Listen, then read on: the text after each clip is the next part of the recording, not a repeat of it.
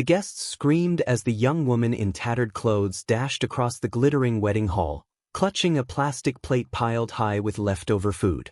Her bare feet slapped against the polished marble floor, her worn dress flapping as she ran. A waiter shouted, "Stop that girl! She's stealing!" The crowd gasped, some in shock, others in disgust. But just as she reached the exit, a deep, familiar voice rang out from behind her. "Wait, I know you." The voice froze her mid-step. Her trembling hands tightened around the food as the hall went silent. The groom, still in his crisp white agbada, his golden wristwatch gleaming under the chandelier, stepped forward. His expression, a mix of disbelief and pain, made the entire crowd stare in confusion. The bride turned sharply, her smile disappearing as whispers rippled through the room. "Who is she?" the bride demanded, her tone laced with irritation. The poor girl, eyes wide, cheeks streaked with tears, slowly turned. Everyone saw her clearly now, a slim young woman, barefoot, her skin smeared with dust, her headscarf torn. She looked around the hall, at the trays of untouched food and the guests still eating, and then back at the groom. Her lips quivered. "Please. I was just hungry." The groom's chest rose and fell rapidly. "Your name? What's your name?" he asked, his voice trembling. The bride's brows furrowed. "What are you doing?" "She's a thief. Don't talk to her." But the groom ignored her. He took a few steps closer, studying the young woman's face, the same soft eyes, the same small scar near her chin. His voice broke. "Are you Miriam?" A loud murmur spread through the guests. The bride's eyes widened. "You know this beggar?" The girl's body shook. Her eyes darted toward the door, then back at him. "I don't know you," she whispered. But her voice betrayed her, trembling, weak, haunted by recognition. He exhaled, stepping closer. "It's me. From Ojulegba." Miriam dropped the plate. The food scattered across the marble like an explosion of shame, jollof rice, chicken bones, and crumbs rolling toward expensive shoes. Her knees buckled. Everyone gasped. The bride shouted, "What is going on here?" Depo knelt beside Miriam, his face twisted in disbelief and guilt. "You're alive," he murmured, his voice barely audible over the whispers. "You're actually alive." "Alive?" someone repeated from the crowd. "What does that mean?" Miriam's tears flowed freely now. Her voice cracked. "Please, don't tell them, please." The bride stormed forward. "Tell us what?" "Depo, who is she?" Depo didn't answer. His mind flashed back, years ago, to a narrow Lagos street, the smell of roasted corn, a girl with a shy smile handing him her last piece of bread. Back then he was nobody, just a poor mechanic. And she, the only one who believed in him. He remembered her promise, "When you make it, Depo, don't forget me." And yet, here she was. Starving. Dirty. Humiliated in front of hundreds of people on his wedding day. "Miriam," he whispered again, standing to face his guests. "Everyone please. I can explain." But before he could say another word, the bride's mother stood up, fury in her voice. "Explain what, young man? Why a beggar knows your name? Why she's ruining your wedding?" Miriam covered her face with her hands, sobbing. Her stomach growled audibly, the sound sharp in the stunned silence. Someone in the crowd sneered. "Look at her. She should be arrested." A waiter grabbed her arm roughly, but Depo shouted, "Leave her." The hall fell silent again. Depo's voice was firm now. "Nobody touches her." The bride turned red with anger. "You're defending a thief? On our wedding day?" "She's not a thief," Depo said quietly. "She's the reason I'm standing here today." The words struck like thunder. Gasps filled the room. The music had stopped, the laughter gone. Every eye turned toward the trembling girl crouched on the floor beside a pile of spilled food. Miriam lifted her tear-streaked face, her voice breaking as she whispered, "You shouldn't have remembered me." The bride stepped back. "What does that mean?" Depo's hands shook as he loosened his tie. "Because what happened between us," he paused, swallowing hard. "It's the reason everything changed." "Changed?" The bride's voice quivered. What are you saying, Dapo? The guest leaned forward, phones out, recording. The poor girl slowly rose to her feet, clutching her torn scarf around her neck. I didn't steal to shame you, she said softly. I only wanted to survive. Then she turned and bolted toward the exit again. Dapo ran after her, his bride calling after him, her voice breaking, Dapo, don't you dare. But Dapo ignored her. He reached the doorway just as Miriam stumbled outside into the blinding sunlight. Miriam, he called out again, his voice echoing. She turned, her face wet, her body shaking. Don't follow me. You don't owe me anything. Yes, I do, he shouted. I owe you everything. The camera flashes, the murmurs, the chaos, all blurred behind him. As Miriam turned to run, a black SUV screeched to a halt beside her. Two men jumped out, grabbing her roughly. Hey, what's going on? Dapo yelled, rushing forward. One of the men shouted back, she's wanted, for something she did years ago. The door slammed. The car sped off, leaving Dapo standing frozen in the dust, his wedding guests staring from the doorway in shock. He whispered her name again. Miriam. And then, with horror spreading across his face, he said under his breath, they've made a mistake. She didn't do it. The sound of screeching tires faded into the distance, leaving only a trail of dust and stunned silence. Dapo stood motionless at the church entrance, his white agbada now stained from where he'd fallen trying to chase the SUV. Behind him, the wedding guests whispered among themselves, their excitement turned into confusion and gossip. The bride, Tenny, stormed toward him, her veil flying behind her like a banner of rage. Dapo, she hissed. What was that? Who was that girl? And why did you chase her like some madman? He didn't answer at first. His mind was racing, the flash of Miriam's face, the terror in her eyes, the way she said, you shouldn't have remembered me. Dapo! Tenny shouted again. I'm talking to you. He turned to face her slowly, his voice low and trembling. She's someone from my past. Someone who saved me when I had nothing. Tenny blinked, stunned by the softness in his tone. Saved you? That filthy girl? Do you realize how embarrassing this looks? My friends are still inside. People are recording. He clenched his jaw. Tenny, not today. Please. But Tenny wouldn't stop. No. You will explain right here. Right now. You ran out of our wedding for a beggar who stole leftover food. Do you know how that makes me look? Dapo's chest rose and fell with suppressed anger. You care more about how you look than about someone's hunger? She stepped back as if he had slapped her. Excuse me? Dapo turned away, pacing toward the parking lot. I need to find her. Tenny grabbed his arm sharply. Don't you dare walk away from me, Dapo. If you leave this wedding, we're done. He stopped and looked at her, the elegant makeup, the diamond earrings, the perfect dress, everything he once thought he wanted. But in that moment, all he could see was the frightened girl who had once shared her only meal with him in a dirty mechanic shop. He gently removed Tenny's hand. Then I guess we're done. Gasps erupted from nearby guests who overheard him. Tenny's jaw dropped. You're choosing her over me? He didn't answer. He simply walked to his car and got in. Hours later, Dapo found himself at the police station in Suralire.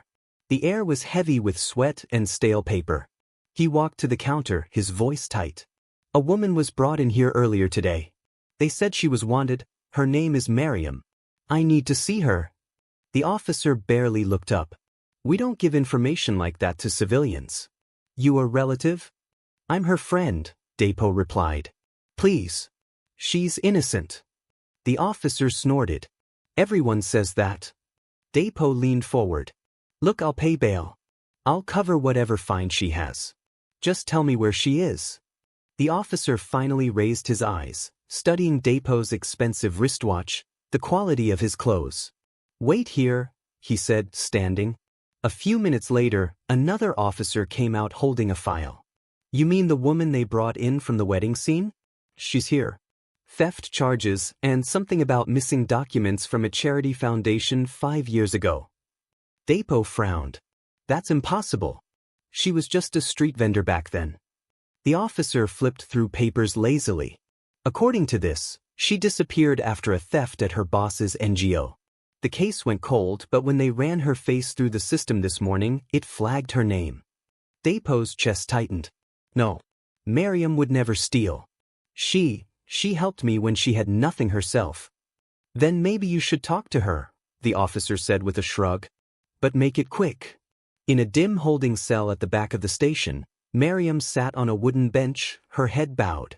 Her hands trembled around a small rosary, the same one she had worn since childhood. When the guard opened the door, she didn't look up. If you're here to ask questions, I already told you, I didn't do it. But when she finally raised her eyes, she froze. Depo stood there, looking at her as though he was staring at a ghost. He stepped closer, his voice soft. Miriam. Tears welled up instantly in her eyes. Why did you come? Because you didn't deserve what happened today, he said. I need to know the truth. What really happened back then? Miriam laughed bitterly. The truth? The truth doesn't feed you when you're starving. It doesn't protect you when the world calls you a thief. She looked up, her eyes hard. You wouldn't understand. I do, he said quietly. Because I was there. Her face softened. You remember, then? He nodded. Every night I prayed I'd see you again. I thought you were dead after that fire at your workshop. Miriam looked away, her voice trembling. I lost everything that day. My family, my home, even my name. I ran because someone framed me. But I never stopped hoping someone would believe me. Depo clenched his fists. Who framed you? Before she could answer, the officer banged on the bars. Time's up. Wait. Depo shouted. Just 1 minute. But the guard dragged her back toward the bench. She called out over her shoulder, her voice breaking, It wasn't me, Depo. It was someone close to you. The door slammed shut. Depo stood frozen, her words echoing in his mind, someone close to you. As he walked back into the night, rain began to fall, washing away the dust but not the guilt that clung to his soul. He didn't know it yet, but the person Miriam accused would be the last one he'd ever suspect. What would you have done if you were in Depo's place? Chase the girl who stole your wedding food, or stay and protect your marriage? Comment where you're watching from, and share your thoughts below. Don't forget to like the video and subscribe for the next twist. Rain poured down in heavy sheets over Lagos that night, washing away the glitter and glamour of what was supposed to be Depo's perfect wedding. He sat in his car, parked outside his now-dark reception hall, staring blankly through the windshield. His wedding cake was still inside, untouched, his bride had stormed off in fury, and the only thing echoing in his head were Miriam's words, It wasn't me, Depo. It was someone close to you. He couldn't sleep. Every few seconds, flashes of the past returned like thunder in his memory. He remembered the first day he met Miriam, a barefoot teenage girl with a fierce spark in her eyes. She had come to the mechanic shop where he worked, selling homemade snacks to the workers. He was covered in grease and shame that day after being scolded for a mistake. But she smiled at him, a genuine, kind smile that melted his pride. Don't let small suffering make you bitter, she'd said, handing him a puff-puff without asking for money.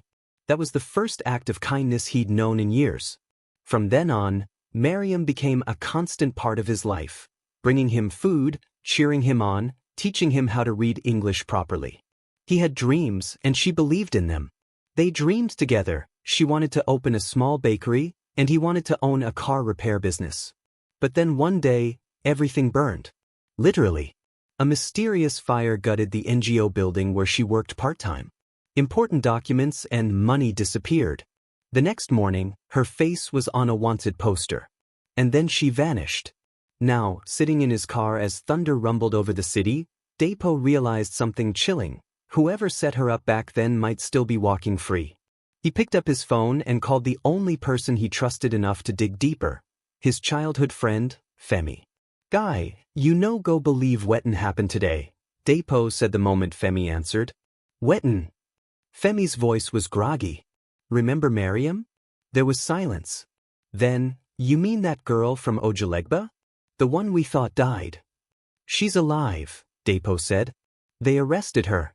And she said something strange, that it wasn't her who stole from the NGO, that it was someone close to me. Femi was quiet for a moment. That's serious. You sure she wasn't just trying to manipulate you? No, Depo said firmly.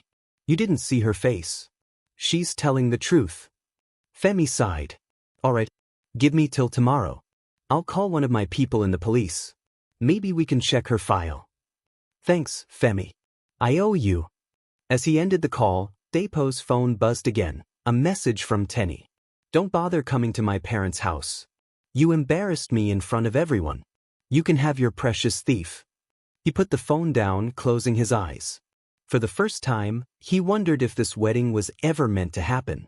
The next morning, Depo drove to the police station again, but Miriam was gone. The officer at the desk shrugged. They transferred her to another facility. The case is being reopened. Reopened? Depo repeated. By who? The officer looked through some papers. An anonymous request came through late last night. Someone with connections. That was when Depo's heart sank. He knew only one person with that kind of power, Tenny's father, Chief Alabi. Later that day, Depo found himself in the marble-floored living room of Chief Alabi's mansion. The chief sat on a high-backed chair, his reading glasses perched on his nose, while Tenny stood at the window, her arms crossed. Ah, Depo, the chief said with a stiff smile. I didn't expect you so soon. Sit. Depo didn't sit. Chief, why did you have Miriam's case reopened? The chief's face didn't flinch. I did it for you. That girl is a criminal. The whole thing could have ruined your wedding, your reputation. Reputation? Depo interrupted sharply. She was innocent. The chief frowned. Innocent? The police found stolen money in her room back then. Depo shook his head. Someone planted it. Tenny scoffed from the corner. You're really going to defend her, aren't you? After she ruined everything? She didn't ruin anything, Depo said coldly. She's been ruined by people who use their power to silence the truth. Chief Alabi's voice hardened. Careful what you're implying, young man. I'm implying that someone powerful made sure the real thief walked free. The chief stood slowly. You're forgetting yourself. I gave you everything, your first business contract, your introduction into society. Without me, you'd still be fixing cars under the bridge. Depo took a deep breath. Maybe so. But without Miriam, I'd never have believed I could rise in the first place. For the first time, the chief's mask cracked. His eyes narrowed. You're digging into something that doesn't concern you. Oh, it concerns me, Depo said, because whoever set her up years ago might be sitting in this very room. The air turned heavy. Tenny's expression shifted, her lips twitching nervously. Depo, stop this. Depo's gaze moved slowly toward her. What did your father's NGO do with the funds back then, Tenny? She flinched. That has nothing to do with. It was your family's organization, wasn't it? Depo pressed. The same one where Miriam worked. The chief's voice thundered. You're crossing the line, boy. But Depo didn't back down. I think the person who stole that money isn't Miriam at all. And I'll prove it. He turned and walked out before either of them could respond.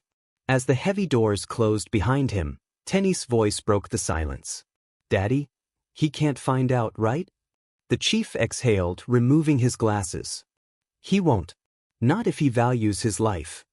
That night, as lightning flashed over the Lagos skyline, Depo sat in his car staring at the old photograph he kept in his wallet, a faded picture of him and Miriam, smiling in front of his old workshop. His phone buzzed. A message from an unknown number appeared. Stop digging into the past, or you'll lose everything you love. Depo's hands trembled slightly. He looked up at the stormy sky and whispered, Then I guess it's time they know who she really is. Outside, thunder roared like an omen. The next morning, the city woke under gray skies. Lagos traffic roared as usual, but for Depo, everything felt unnervingly quiet. He hadn't slept at all. Every creak in his house sounded like a threat, every passing car like someone watching. He sat by the window, still holding his phone, that anonymous message flashing in his mind, Stop digging into the past, or you'll lose everything you love. He exhaled slowly, muttering, If that's supposed to scare me, it won't. But deep down it did. He had one mission now, to prove Miriam's innocence and find out who had destroyed her life. He began by calling Femi again. "Guy, I've been digging," Femi said over the phone. "You won't believe this. The NGO Miriam worked for, Alabi Foundation, had some financial irregularities 5 years ago. Millions vanished. They blamed her because she was the last person seen near the records room before it burned down." Depo's grip tightened on the phone. "And no one questioned the real management?" Femi hesitated. "The foundation was run by Tenny's father. You see where I'm going with this?" "Say it clearly," Depo said, his tone darkening. "Bro, the police covered it up. The chief used Miriam as a scapegoat to hide the fact that he laundered money through fake charity donations." Depo's jaw clenched. "So she took the fall for him?" Femi's voice dropped. "Exactly. And from the looks of it, he wants to keep it buried. I also found something else. Miriam never left Lagos after that incident. She was working odd jobs under a fake name, just trying to survive. The police never stopped looking." Depo stood abruptly, pacing his living room. "I need to see her again." "That might be hard," Femi warned. "She's being transferred to Kirikiri." Depo froze. "Prison? But she hasn't even been tried." "That's how it works when someone powerful wants you gone."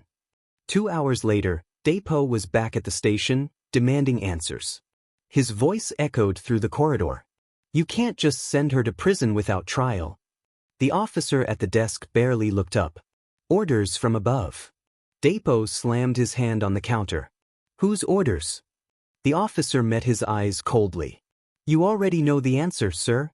Depo's nostrils flared, but he knew it was useless to argue. Power controlled everything here. As he walked out of the station, a familiar voice called from behind. "You shouldn't have come back here." He turned sharply. It was a middle-aged woman in a cleaner's uniform, her eyes darting nervously. "Who are you?" Depo asked. "I used to work for the foundation," she whispered. "Back then when the fire happened." He stepped closer. "You knew Miriam?" "Yes. She was a good girl. Too good. That's why they destroyed her." Depo's heart pounded. "What do you mean they?" The woman's voice trembled. "The chief and his daughter. They planned it together. They moved the money, and when the investigation started, they needed someone to blame. They used Miriam's name and burned the files." Depo's breath caught. "Do you have proof?" The woman looked around nervously. "I had some documents, but..." She stopped, fear flashing across her face. "They'll kill me if I talk." "I can protect you," Depo said urgently. She shook her head. "No one can protect anyone from men like them." She glanced over her shoulder. "But if you really want proof, find the old Alabi Foundation office in Surulere. The one that burned. Go to the back storeroom. Look under the floorboards near the window. Not everything burned that day." Before Depo could ask more, she hurried off down the hallway and vanished into the crowd. Later that evening, Depo drove to Surulere. The rain had stopped, leaving the streets glistening under the orange glow of streetlights. The old foundation building stood at the end of a narrow street, abandoned and silent. Its walls were blackened from the fire, and weeds grew through cracks in the concrete. He parked outside, his heart pounding. The gate creaked as he pushed it open. Inside, the air was thick with dust and decay. He found the back room, just like the woman said. The floor was uneven, warped from heat. He knelt, shining his phone light around until he spotted a patch of loosened tiles near the window. He pried one up. Then another. Beneath them was a small metal box, rusted and half-buried. He pulled it out and opened it. Inside were several half-burnt documents, a USB flash drive, and a faded ID card, Miriam's. His hands trembled as he picked up one of the papers. The header read, Alabi Foundation, Internal Funds Transfer Authorization. The signatures at the bottom made his blood run cold, Chief Alabi's and Tenny's. Suddenly, a sound behind him, the crunch of a footstep. He froze. "Looking for something, Depo?" a voice said. He turned slowly. Tenny stood in the doorway, wearing a long white coat, her hair pulled back, her eyes dark with fury. "Tenny," he breathed. How did you?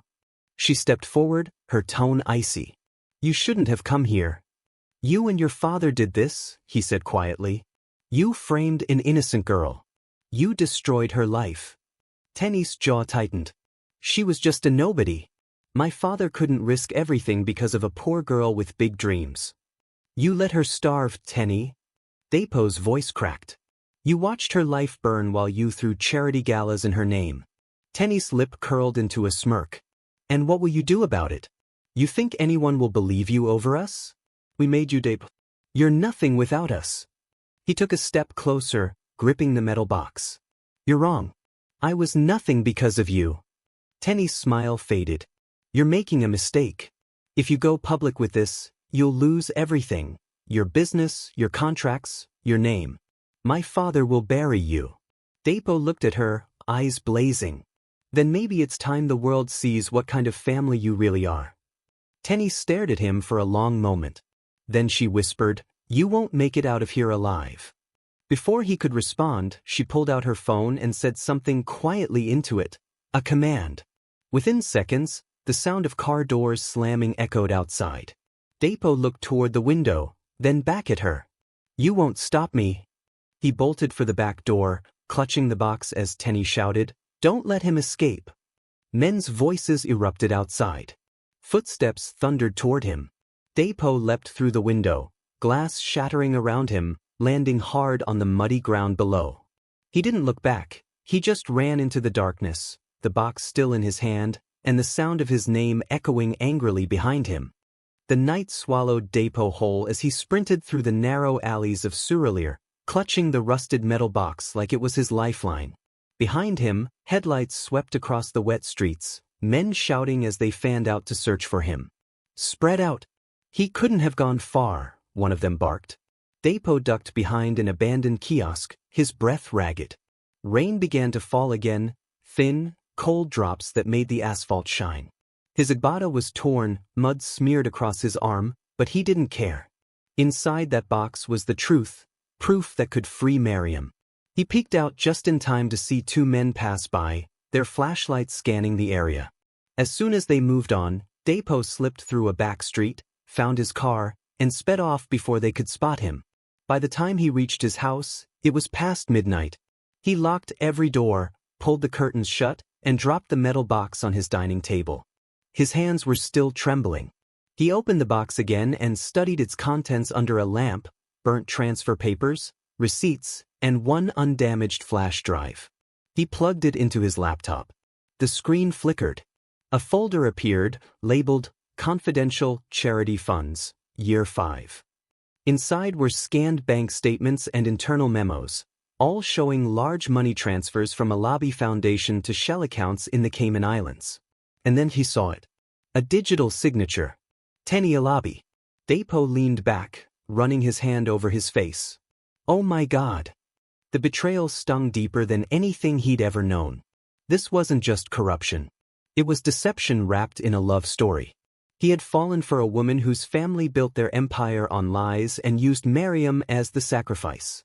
As he scrolled through more files, he stumbled upon an audio recording, a conversation between Chief Alabi and someone else. He clicked play. Chief's deep voice filled the room. Burn everything that can link it to us. The girl's name will do. Poor, desperate, easy to blame. People will believe it. Depo's heart sank. He clenched his fists so tightly that his knuckles turned white. He whispered to himself, You destroyed her, and then you made me marry your daughter. He copied the files to his phone, then removed the flash drive and slipped it into his pocket. His mind was made up. Miriam would not spend another night in prison for something she didn't do. The next morning, Depo drove straight to Femi's office, a small law firm tucked away in Ikeja. He locked the door behind him and threw the box onto the desk. Femi's eyes widened. Where did you get this? From the Foundation's ruins, Depo said. This is it, Femi. This proves Miriam was innocent. Femi began scanning the documents, his face growing pale. Bro, this is explosive. If you release this, the Alabis are finished. But you have to be careful. They won't go down quietly. I'm not afraid anymore, Depo said. I need your help to get Miriam out. Can you file a petition with this evidence? Femi nodded slowly. I'll start immediately. But Depo, be ready. Once we submit this, it's war. Then let it be war, Depo said quietly. By evening, word had already begun to spread. A leaked audio clip surfaced on social media, the same recording Depo had found. The voices were unmistakable, Chief Alabi and his accountant discussing donor fund adjustments. Within hours, hashtags exploded across Twitter and Instagram. Hashtag Alabi scandal. Hashtag justice for Mariam. The internet was ablaze. Bloggers, reporters, and influencers began digging up the old case. Someone even found Mariam's mugshot, sharing it alongside headlines like, "Innocent woman framed by billionaire family for charity fraud." Tenny's name was trending too, but for all the wrong reasons. Meanwhile, at the Alabi mansion, chaos erupted. Tenny burst into her father's office, slamming her phone on the table. "Dad, it's everywhere. They leaked it. Everyone knows." Chief Alabi's face was stone cold, his phone pressed to his ear. "Find that boy. I don't care what it takes, I want him silenced." "Dad, the press." "I said silenced," he thundered. Tenny flinched. For the first time, fear crept into her voice. "This is getting out of hand, Daddy." He turned to her slowly, eyes burning with rage. "You were supposed to handle him. Now you've made him your enemy." That night, Depo's gate rattled violently. He froze, looking out the window. A dark SUV had pulled up outside his compound. Men in black stepped out. He grabbed the flash drive, shoved it into his pocket, and headed toward the back door, but before he could move, the front door burst open. 2 men stormed in. "Where's the drive?" one shouted. Depo swung a chair, hitting one in the arm before darting through the kitchen. A punch landed against the wall beside him as he narrowly dodged. He kicked open the back door and ran into the street. The night swallowed him again. He sprinted across the road, nearly colliding with a passing Okada. The rider swore, but Depo shouted, "Please! I'll pay double. Take me to Surulere police station." The rider hesitated for a moment, then nodded. "Hold tight." As the motorcycle sped off, Depo looked back to see the SUV making a sharp turn to follow him. His heart pounded. If he could just make it to the police station, maybe, just maybe, Mariam could finally be freed. But he didn't notice the other SUV cutting across the next junction. The Okada screeched. Tires screamed. Everything went black. When Depo opened his eyes, the world was blurry. He was lying in a hospital bed, tubes in his arm, his head pounding. A nurse gasped when she saw him awake. "Thank God. You've been out for 2 days." He blinked slowly. "Mariam, where's Mariam?" The nurse hesitated. "The police came yesterday. They said she's been released." But, she paused, uncertain. "They also said she disappeared immediately after." "Disappeared?" Depo repeated, struggling to sit up. "Where did she go?" The nurse frowned. "No one knows. But someone left this for you." She handed him a small folded note. His name was written on it in shaky handwriting. He opened it. "You kept your promise, Depo. But now it's my turn to disappear for good. Don't look for me." Depo stared at the note, his throat tightening. She was free, but gone again. He looked toward the window, the morning sun spilling across the white bedsheet, and whispered, "No, Mariam. This time, I'm not letting you vanish." He tore the 4-line from his arm, stood shakily, and reached for his clothes. He didn't care if he was weak, hunted, or broken. The truth was finally out, and he was going to find her. Even if it cost him everything. If you were Mariam, wrongly accused and finally freed, would you forgive Depo and reveal yourself, or would you disappear forever? Comment your answer and tell us where you're watching from. Don't forget to like this video and subscribe for the next thrilling saga. The sun rose over Lagos, washing the city in soft gold, but Depo felt no warmth. His head still ached from the accident, his arm bandaged, yet all that mattered now was finding Mariam. He moved slowly through his apartment, now half-wrecked from the attack.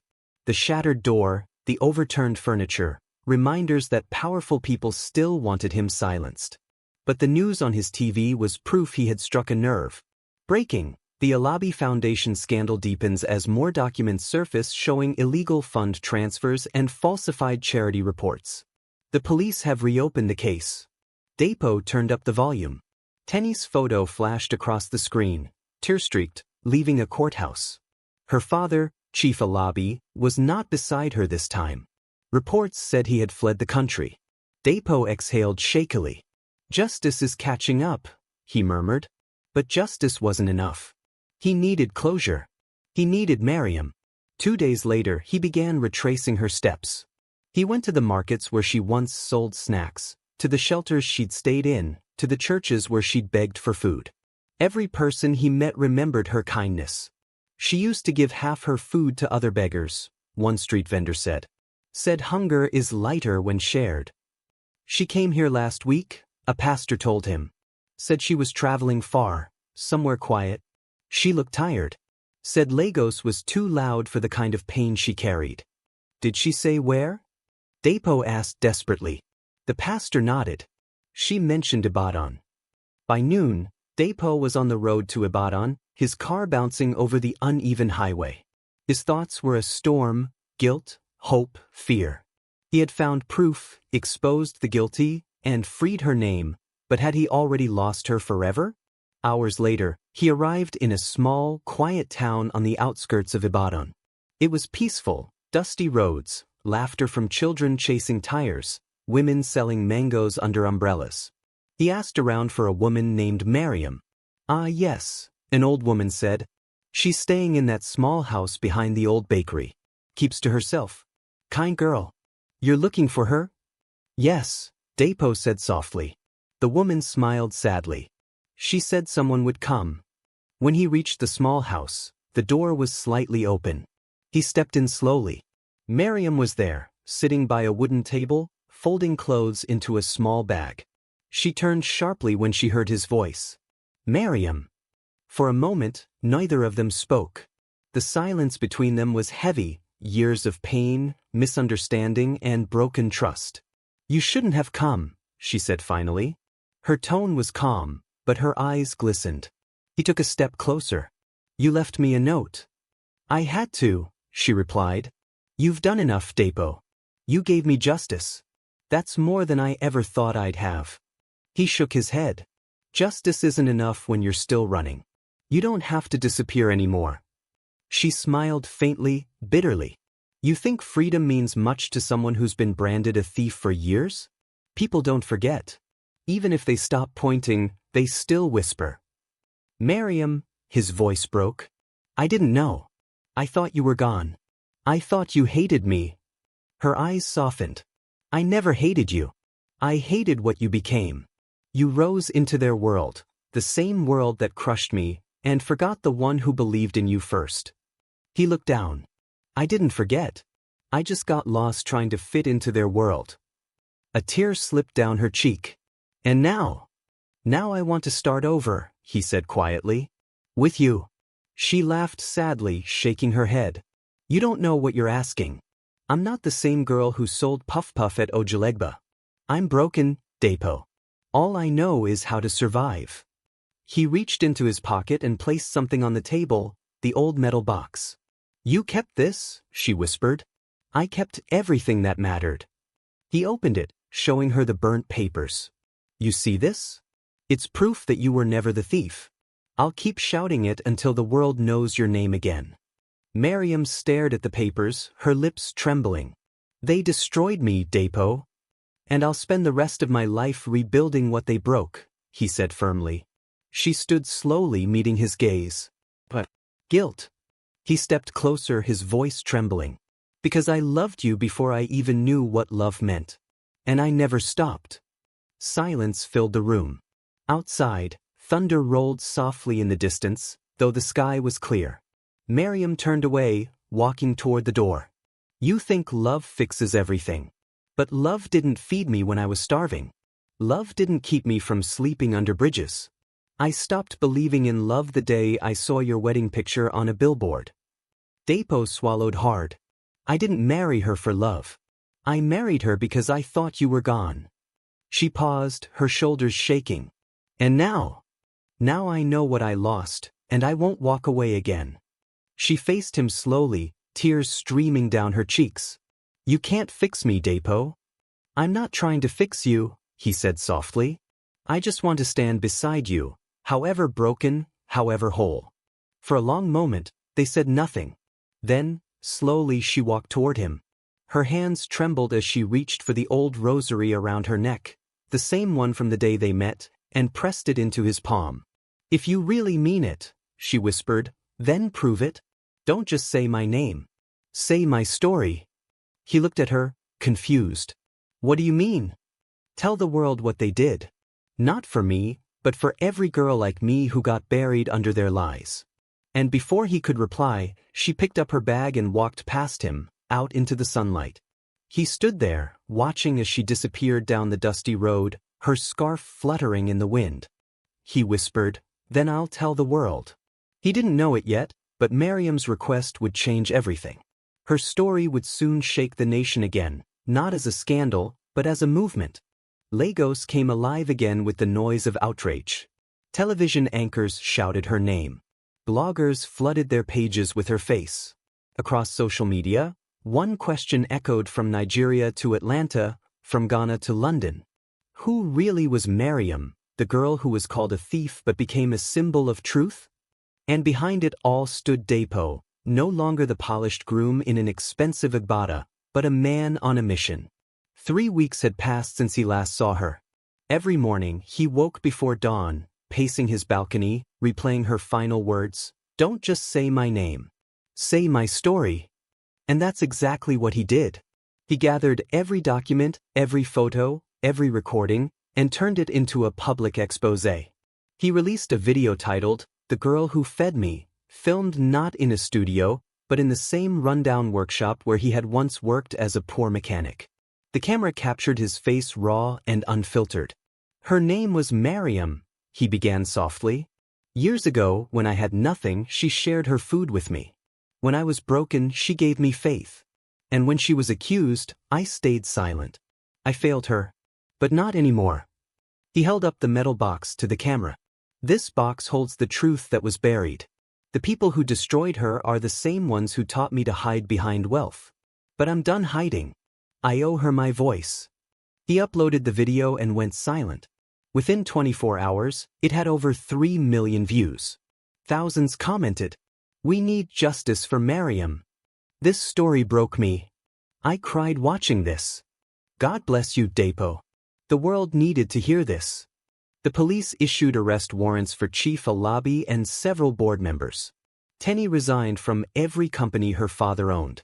And journalists started visiting the ruins of the Alabi Foundation, the very place where Dapo had almost lost his life. But for Dapo, it wasn't about fame or revenge. He just wanted one thing, for Miriam to see the world finally believe her. Then, one quiet evening as he sat in his car overlooking 3rd Mainland Bridge, his phone buzzed. A known number. You told it well. The world heard me. Dapo's chest tightened. His hands trembled as he typed back. Miriam? Where are you? For a long moment, there was no reply. Somewhere peaceful. I'm baking again. I sell bread by the roadside. I see smiles again, not fear. That's enough for me. He smiled faintly, eyes glistening. You're not forgotten, he whispered. He typed one last message. The world knows your story now. But I still owe you something, my promise. She didn't reply, but the message ticked blue. That was enough. Months passed. Dapo rebuilt his life from the ashes. No mansion, no luxury, just honesty. He started a small community project, the Miriam Foundation, helping wrongfully accused women and feeding the homeless. On the opening day, children ran through the courtyard, volunteers handed out food, and a sign stood proudly at the gate. No one who's hungry should ever have to steal to eat. The cameras came, the press came, but Dapo's eyes searched the crowd quietly, hoping to find a familiar face. And then, in the corner by the gate, he saw her. A woman in a simple blue dress, her headscarf neat, a small basket of bread beside her. She wasn't hiding anymore. Their eyes met. For a moment, time stopped. He walked over slowly, his voice barely a whisper. I thought you wouldn't come. She smiled softly. I wasn't coming. But then I smelled the bread. Couldn't resist. He chuckled, emotion rising in his throat. You started it all, you know. This place. This hope. She nodded. You finished what I couldn't. Maybe we both finished it, he said gently. For a while, they just stood there, watching the people they'd inspired. Then Depo reached into his pocket and brought out something small, the old rosary she'd given him. He placed it in her hand. You dropped this once. I think it's time it came home. Miriam's eyes filled with tears. And what about you, Depo? Will you be okay? He smiled. I already am. Because now, when people say your name, they don't think of shame. They think of strength. She looked around, the laughter, the food, the warmth, and whispered, maybe God didn't forget us after all. He nodded, his voice low and certain. He never did. As the sun dipped below the skyline, painting the sky gold and crimson, the camera would fade out on them, two broken souls who refused to stay broken, standing among the lives they'd changed. And in the distance, the sign glowed under the last rays of daylight. The Miriam Foundation, born from hunger, built on hope. If you were Miriam, betrayed but redeemed, would you forgive those who wronged you, or start a new life far away like she did? Share your thoughts in the comments. Tell us where you're watching from, and don't forget to like, share, and subscribe for more powerful African stories like this one. Thanks for watching.